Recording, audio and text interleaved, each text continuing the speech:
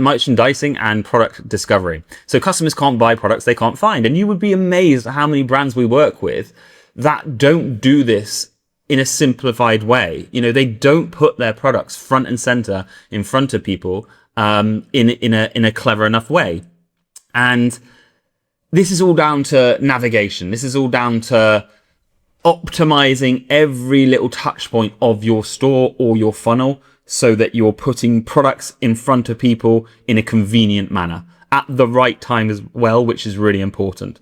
So bettering that discovery, guiding them through, and as I put here, small changes can create major revenue gains. Some of our biggest tests, and I mean this in a financial sense, have come from product discovery and just putting products in front of people at the right time. So let's have a look into some of those tests.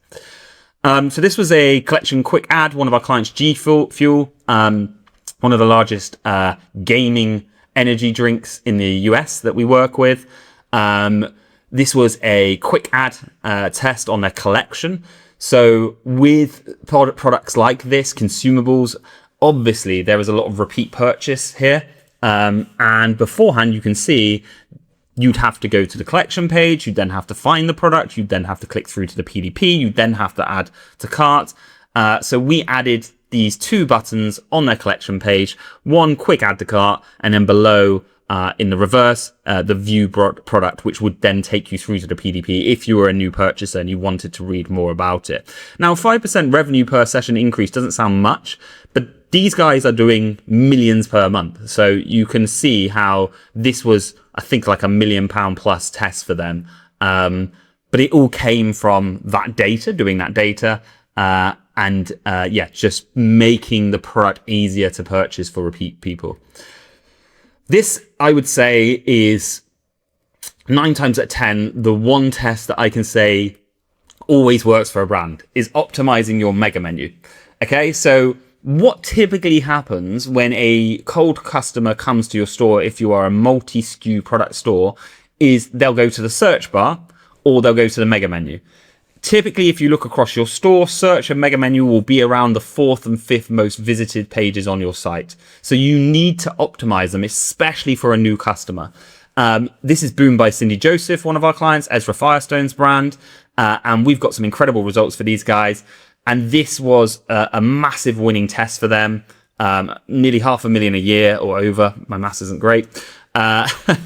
Just by redesigning that mega menu, making it more visual and stopping that decision paralysis. So again, when someone new comes to your store, they click the mega menu because they want to browse. They want to know what you've got for them on display. Okay, it's the same as walking into a physical store and just taking a look around, right?